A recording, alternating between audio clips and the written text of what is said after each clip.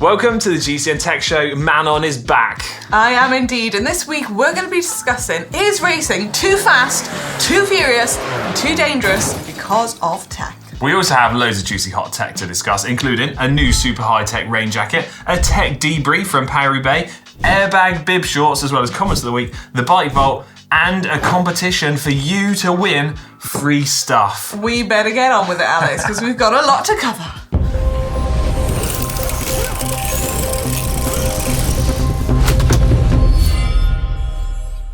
So, Manon, this week we're discussing if tech is making racing too fast and too dangerous, and really if we can just blame tech for it, or if there's other factors to discuss. And to do that, we need to go back in time and discuss what bike racing was like before. We're going to have a little back in time. Ooh. Yeah, we can do a magic effect. I don't know what that was. Right, if we go back, let's go to the 80s. Uh-huh.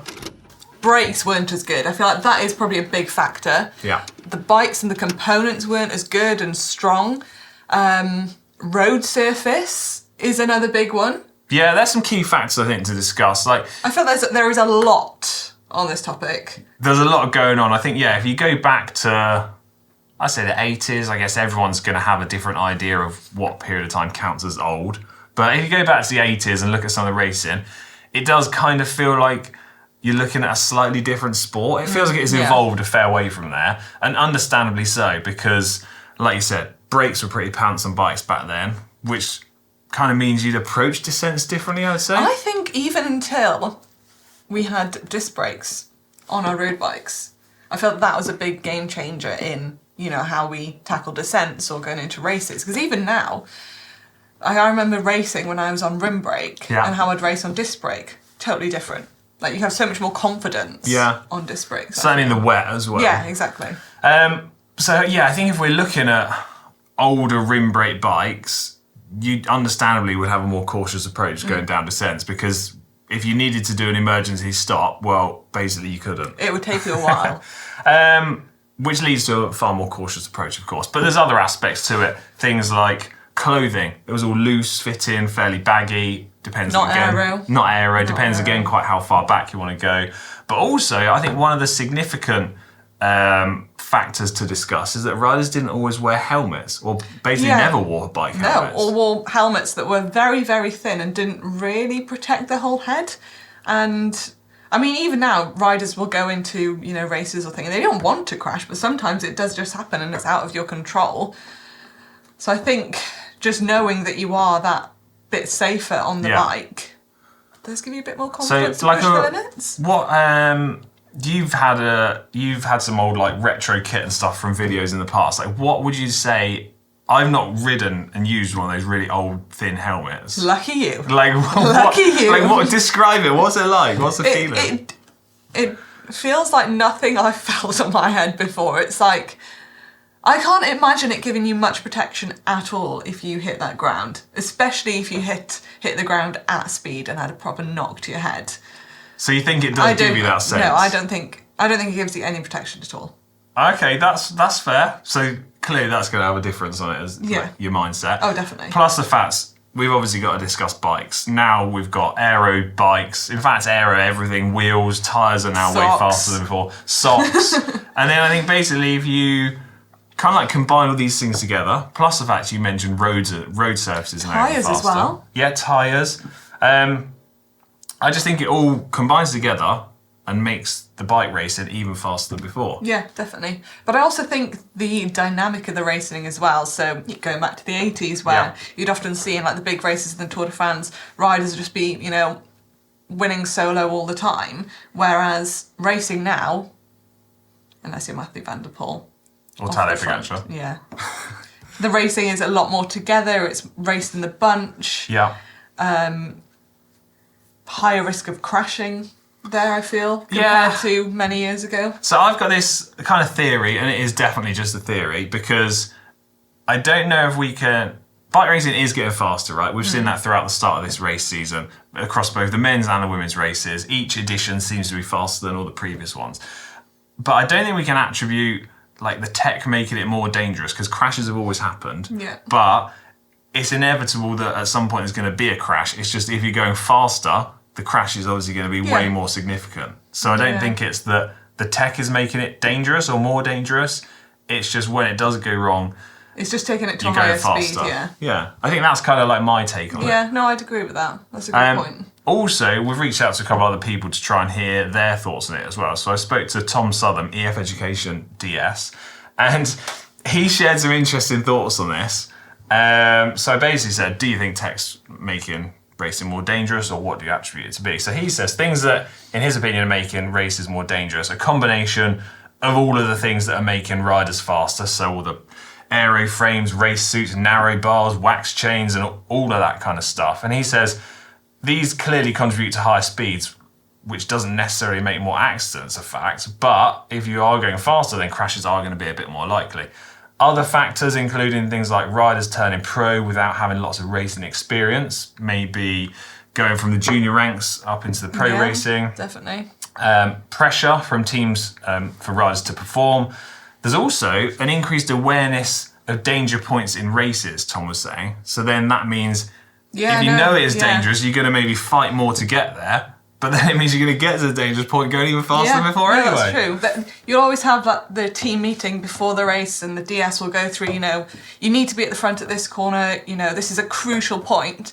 But that's a crucial point for the 100 other people in the race. So you're all fighting to get top 10 to go into this one corner.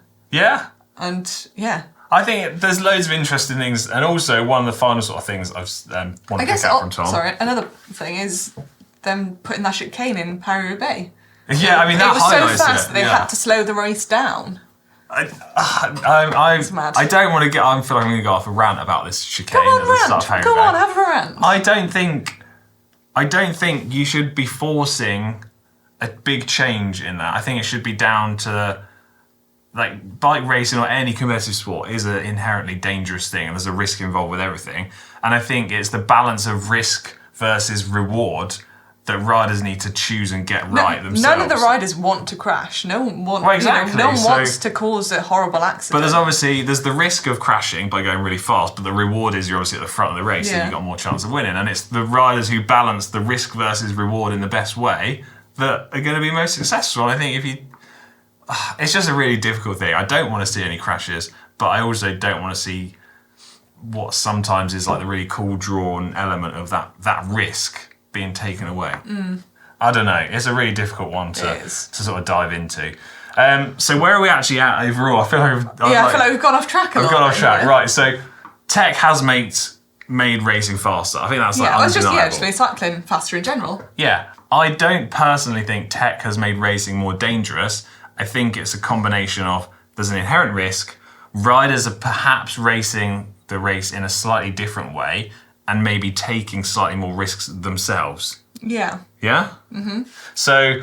And I guess the crashes are always going to happen, but when they happen at higher speeds, they're worse. Exactly. Yeah,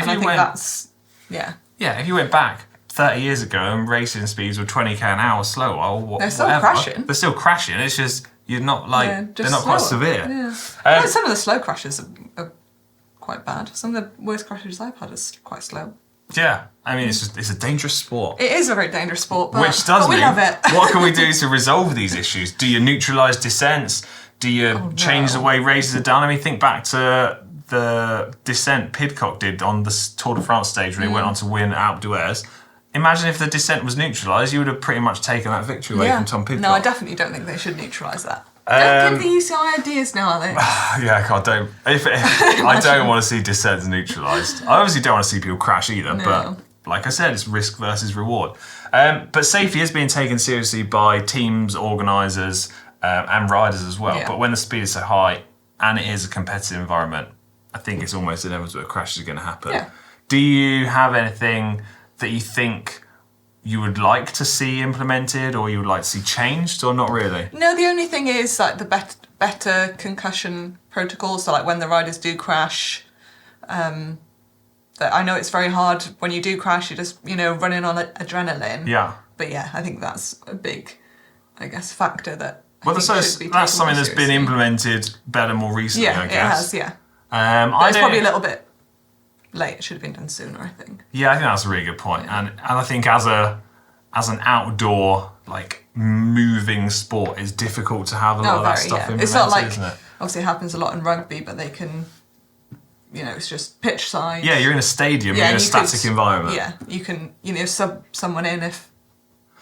Well, I tell you what surprises me, actually, and I think when I speak to people that are maybe not necessarily like cyclists straight away, the first thing they say is, why are you just riding around at such crazy speeds with a tiny bit of lycra on? Yeah. And when you look at it like outside in, you think, yeah, it doesn't really make much sense. No. And then when you look at, you know, downhill mountain biking, yeah, I know they are on completely different terrain, but the amount of protection they are wearing, you know, the risk is, you know, you can have some really nasty crashes even on the road, but then you probably physically couldn't ride your bike as well if you had a full face helmet on, you had... It's going to be slower, isn't it? Elbow pads and all that. I am actually, I'm going to try and see if we can get maybe Blake or someone from GMBN to send us a little message on their thoughts, if they would be prepared to send it on a road descent in just lycra, or they think it would be wise to have mountain bike protection on. Interesting to see what they say. How's it going, guys? There's one thing I don't get it with roadies, and they wear lycra when bombing down some crazy steep descents. That's mountain bikers, we like put everything on to protect ourselves from all the elements that want to kill us, like the rocks, the trees, the weather and everything, and you guys are in spandex going flat out down a mountain pass doing 75, 80k an hour. No thank you. No, thank you. Silly. You lot are silly. Yeah, you can share your thoughts on this in the comments section down below, because it's a really interesting subject, and do you know what? I just don't know the right answer. No, neither do I, actually, even after discussing it for however long. But my head and my heart wants to tell me tech isn't making it more dangerous. It's just making it faster. It's making it faster, but then as a side issue, there's obviously a bit of an increased risk. Agreed. I think that's fair. It's now time for hot and spicy tech, and I think we're going to kick things off with a little bit of a Paris-Roubaix tech debrief. Oh, yes. What went down, who are the tech winners, who are the tech losers. So first thing, shall we have a run through of the bikes from the winners for the men's and women's race? Yeah. Shall I go first with the men's? You go for it, Alex. Oh, thanks, very kind. So Matthew van der Poel won the men's race using his normal bike with just bigger tyres. So that's the Canyon Aero, Shimano Dura Ace wheels, and I think the team run Vittoria tyres. I think they were running 32s. I don't think they had 35s, but that was kind of like the general trend of things, was massive tyres. He's just not human, is he? No. Rumour has it, tyre pressure around 50 psi. Oh, interesting. Although I don't know that that is like Where did you get that from? God-given fact. Ollie told me. So it could be second-hand, third-hand, fourth-hand information. Who knows? Who knows? Who knows? Women's side of things, sorry. Women's side, of course, Lotte Kopecky. Yeah. And she rode the S-Works tarmac. Interestingly, they didn't ride the Specialised Roubaix.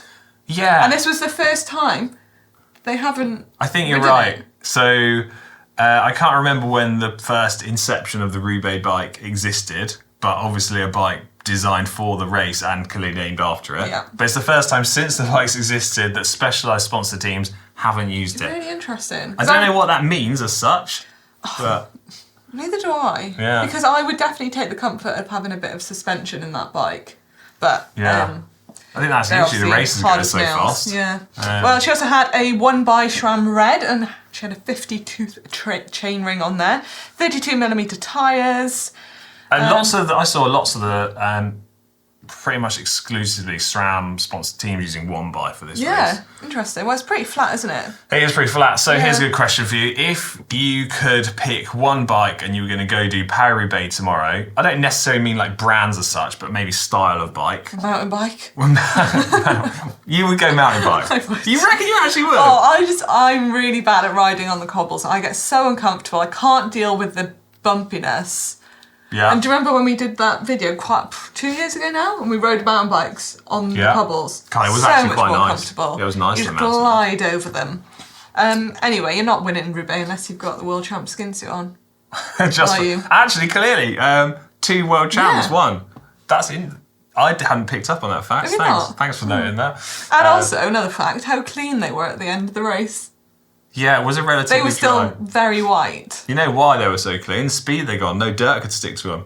Maybe. Just I off don't the know front if the that's whole true. race. Loads of 1x chainrings used, as I said. Josh Tarling was using a 62 tooth 1x chainring.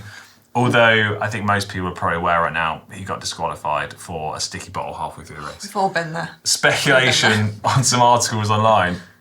I want to say, making sure this is clear, speculating. He was doing 140 kilometres an hour. Did that rumour come from Ollie as well? No, I read it online. I don't want to reveal any sources. 140 k an hour, hang on to a sticky bottle. He needed that massive chain ring. You maybe. did, but if you think about how far, I think that the race averaged something crazy like 47 kilometres per hour. Yeah. So if he was off the back and he needed to get back on, he's going to have to. He needed that. You're going to be going some. Yeah. Fair play. I think, yeah, it's not unheard of, is it, for teams to maybe do slightly sticky bottles? But now and again you get away with it, and now and again you don't. I got disqualified for having a sticky bottle up a climb. Did you? Yeah. What, did the drink leak all over the bottle? You just couldn't get your hand off it? Yeah, it it was was just really so. sticky. It was like, you know, a gel got on my hand, and I was just getting a bottle. It's meant to be really quick, and then it's like super glue. Interestingly, I noticed that the men's sponsored Canyon sponsored teams pretty much exclusively using the aero, whereas if you go to the women's Canyon team, so Canyon SRAM, they seem to use a bit more of a mix of the ultimate and the aero. And it feels like they maybe gravitate towards the ultimate a little bit more. I don't know if there's a reason behind that or not, but something I noticed. What else was there noticeable about in the race? Yeah, so another really interesting thing is that the Israel Premier Tech team were using gravel bikes. And they were using the Factor Ostro gravel bikes. Yeah, so this is pretty crazy. Yeah, I think crazy is a good idea behind this. We've speculated about it before as to whether we would ever see teams doing Paris-Roubaix on a gravel bike. Turns out yes is the answer. And we did that video years ago. Apparently it was due to a mix of the different geometry and the comfort rather than just being down to a tyre clearance like sort of factor as such. Exactly how the race played out, I don't know, but perhaps maybe not as well as they would have hoped, because I don't think I saw many Israel Premier Tech riders in the thick of it. It's a very interesting move when you have, you know, Matthew van der Poel just using his standard road bike, standard kit. Interesting. Yeah. Right, next up in hot tech, we've got a super high-tech jacket from Castelli. Take a look at this thing, because it kind of looks a little bit insane. Well, that looks pretty slippery. The Castelli Gabba is a piece of clothing that has been around for a long time, and I'd say it's what Castelli are probably most famous for. The new one is the Gabba R that they have just released, which is even more high-tech than the last one, as you can see. So Castelli say it combines like water resistance of a rain jacket, but the fit and comfort and aero bit of like a race jersey. And if you are a total aero nerd, then Castelli have got a 7-page white paper all about the research testing of this. Anyway, I think it kind of looks like a really impressive bit of kit with the tech that's gone into the material. I can't say I'm a massive fan of the like wet, I think it's slick just look. very different to any other pieces of clothing we have in cycling at the moment. Obviously, it's a super high-tech bit of kit. It comes with an expensive price tag. The short sleeve version, €259. The long sleeve version, €299. It's absolutely mind-blowing. But it does mean there's some absolute bargains to pick up of the previous generation Gabba online. There you go. Maybe you can hunt the bargains out. Maybe. Right. Next, we're carrying on. We're talking about cycling kit, actually. We are. And something a little bit different. Different.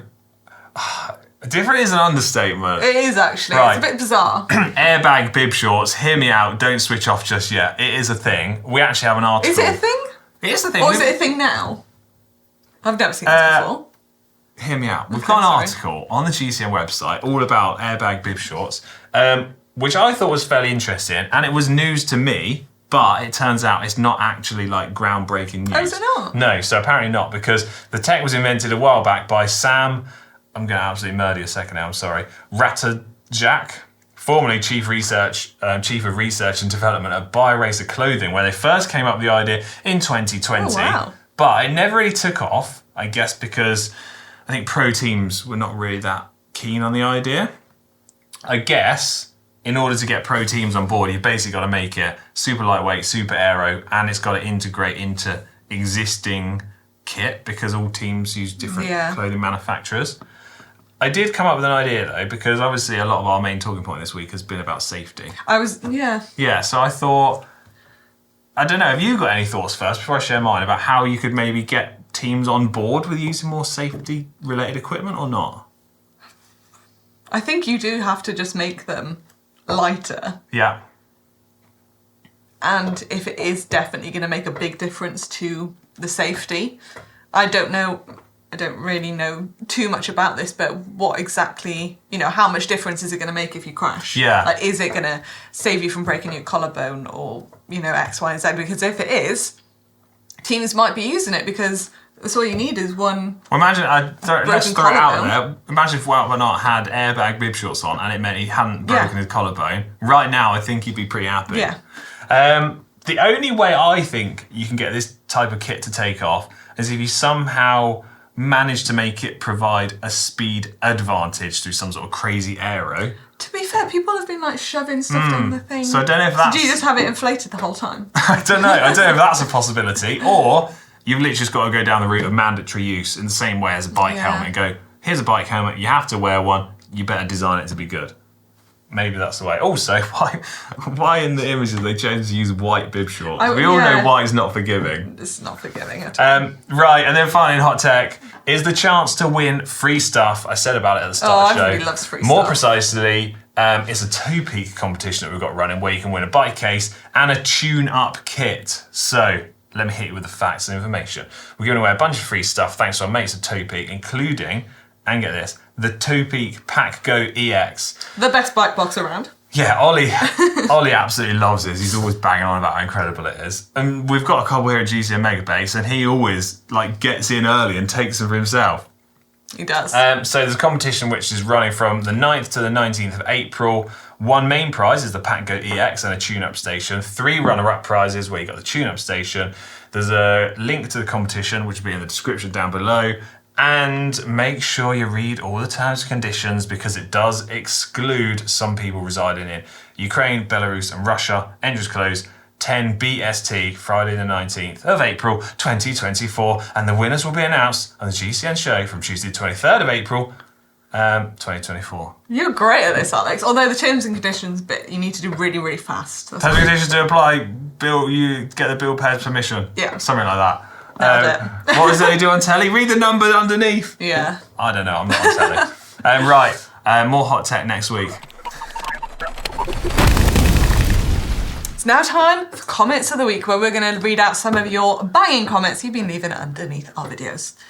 Well, you're just having a drink at your Park Tool mug. Yeah, I forgot to mention in Hot Tech. Thought I'd make it really obvious that I got a new Park Tools mug to drink out of. Where's yours?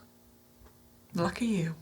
Right. Favoritism. Underneath the comments from last week's show, where first one is from What We Learned says, not sure, but I think there must be something on the lens here because Ollie's face is out of focus, brackets, yet his laptop and Alex are in focus, bit distracting. Look, right. I don't need Ollie's face in focus. I wasn't expecting that response.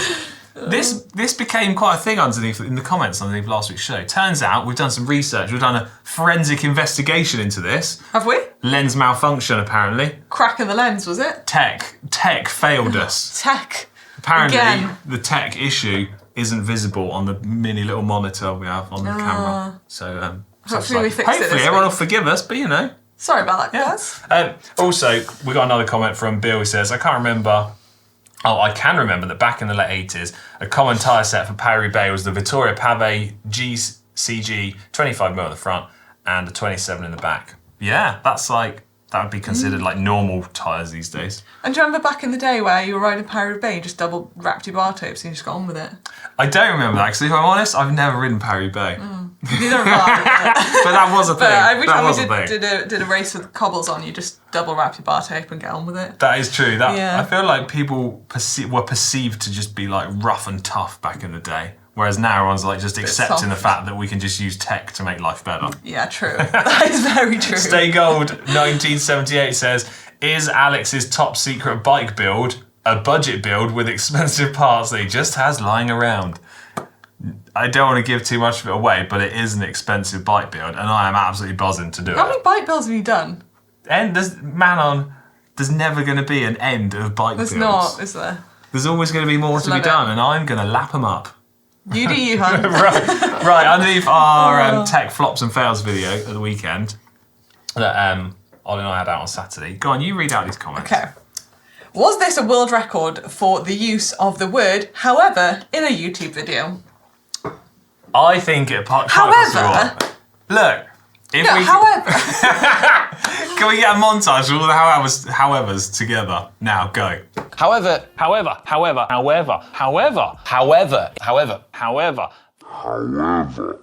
A Right. bit more work for Isaac there. Sorry, Isaac. I don't know if you're busy or not, but if you're not busy, that would be great. So I replied to this comment, okay? I'm going to read this out.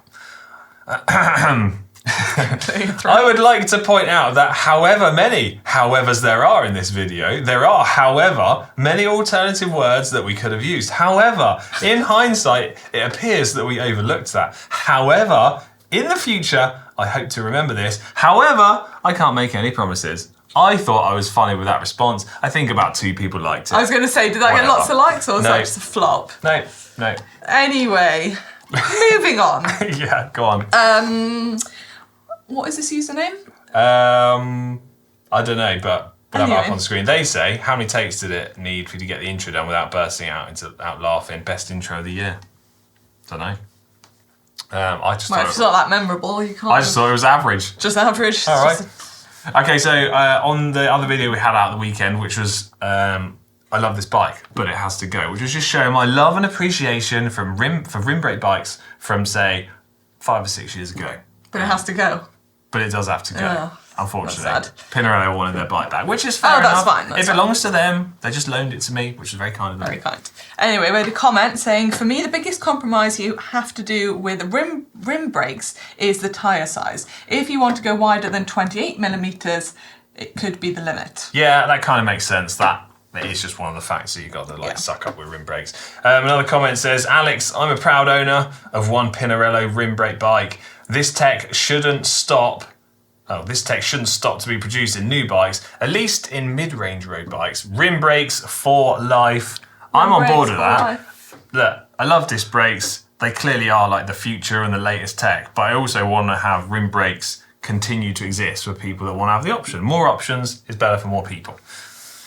Which means it's now time for the bike vault. Because Manon's here and Ollie's away, I might as well just hand the bell straight over to you, because you take control. Thank you very much, and we all know the drill with the bike vault. And first of all, we have an entry from Mr. Oliver Pritchwood. We do, because the uploader, whilst it is functioning, is still not in tip-top condition yet. It's Killian's functioning, but it's not functioning. He's still trying to recover from Flanders, but word on the street here at GCN Megabase is a fix and a solution is on the way. It's just Killian's got some blisters from Roubaix, so it's typing and the tech stuff a bit slower.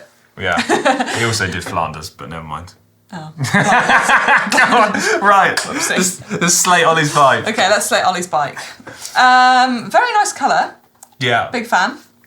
yeah, I love that. Okay, he knows we're going to be zooming in on this.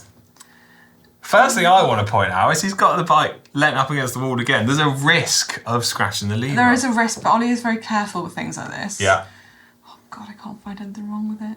God, it is very well presented, isn't it? Okay, let's... The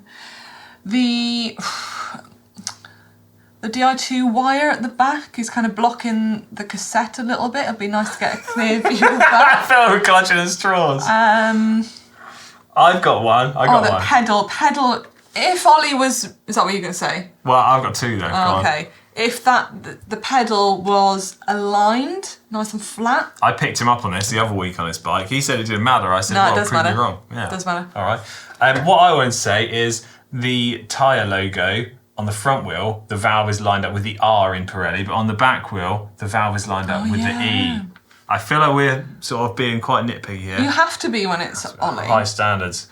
Just a nice then, is it? Oh gosh, there is quite a few things wrong now. You zoom in. Yeah, and I think there's a bit of speckle of dirt on the frame there. Yeah, just a nice from me, Just Ollie. a nice Ollie. Sorry. Next up, we've done a whip around GCN Megabase again, haven't we? So we've got Marek's bike here.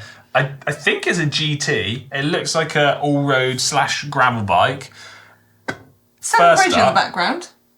Oh yeah, good observation. Nice photography. Marek, why on earth are you leaning your bike up against the wall like this? No regard for the safety of your bike. Yeah. Yeah. Marek.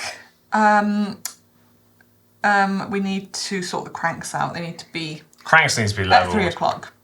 Also, I think we could move the bottle cage so it's on the down tube. Yeah. I feel like if you are just running one bottle cage, it should be on the down tube. Good That's point. just my preference. Good to see that safety is a high priority. Has got- Reflectors still on. That's Has good. got it in Biggie Smalls though. Oh, Nailed it. actually, yeah. Do you Nailed know it. what? Because we were so harsh on Ollie, I feel like we could be really lenient here. Yeah, and he's kind of nearly lined the reflectors up. Yeah. Go on, super nice that one. Okay, next in we've got Farlight from Steve, which is again lent up against the wall. What do we think of? I'm not happy about the wall situation. As long as it's, I don't mind a wall situation. As long as it's Alright. a nice wall. Could do with a bit of pressure washing here, Steve, and a bit of weeding. Yeah, I need to sort that out. It's in the right gear. It Cranks is. are aligned. Valves. Valves are aligned, but at a weird angle. What's Why? your thoughts on this? I think it's because he's lined the He's wheel lined logo up. Ah. I would say valves need to be aligned. That's like a Yeah. universal thing, and it's not I'd our say fault that. if you've chosen a wheel that doesn't have the stickers and logos aligned correctly with the valves. That's the We most- can't be held responsible for That's that. the most important thing when you're picking wheels. Is it? No. Is it though? It's definitely not. Okay. I mean, we are looking pretty good. Apart from that, I think it's worth a super nice. I think we could give away a super nice here. Yeah. Okay. As long as you sort the weeds and have a bit of a pressure washing session. Right. Who we got next, man? On. Next up we have give me a minute. What is this? It's from Brandon. Oh no, it's not. It's from MA. It's a. MA. I don't know what the name is. Rycharski Columbus HS. I'm sorry. I don't know. Look at that absolute dinner plate on the back. That's cool. That is, I need one of those. So I can stay I'm- in zone 2. Yeah, I gotta say I'm not familiar with the brand, but if you are, let us know in the comments. I love the bar tape. That is cool. I love that neat saddlebag as well. That can stay on. I'm willing to go with this. It's a gravel bike. It's not in Biggie Small, but it's in Biggie Middles. And the picture is nice as well. Yeah. Made the most of your surroundings. You've made a bit gravelly, a bit edgy, leant up against a log. Go on. We're just giving them away today. We are quite literally giving them away. Next next up, one is from we have Brandon with a Brandon. Cannondale CAD 9 custom build from Danbury CT USA. It looks cold though. It looks oh boy. blinking cold. Is this a road bike out in that weather? Yeah. God, you slip and sliding everywhere. Um, Nice though. I really like that. I really like this as well. I don't even want to go like deep dive into it. 'cause I don't think just you need love to. it. All right. You don't need to. Are we going to super nice that? I need a super nice Go on. that. Right. I've got one last final submission I want to chuck in last minute. Okay, you're going to have to look on my screen here for this one.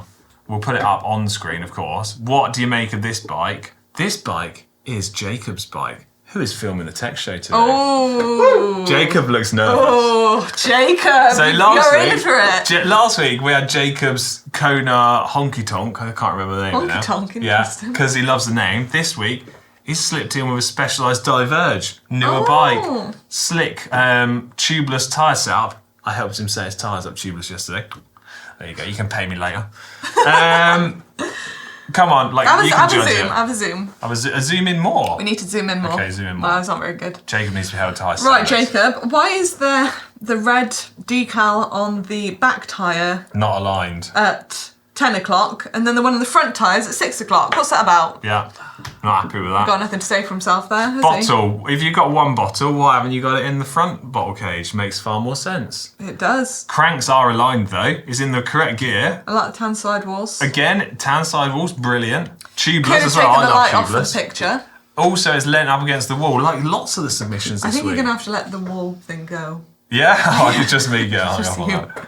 Well, I mean, I actually think it's really cool. The name is It a is real cool. letdown for me compared What's to the his other name? bike. Specialized Diverge. Oh, it's a bit Diverge.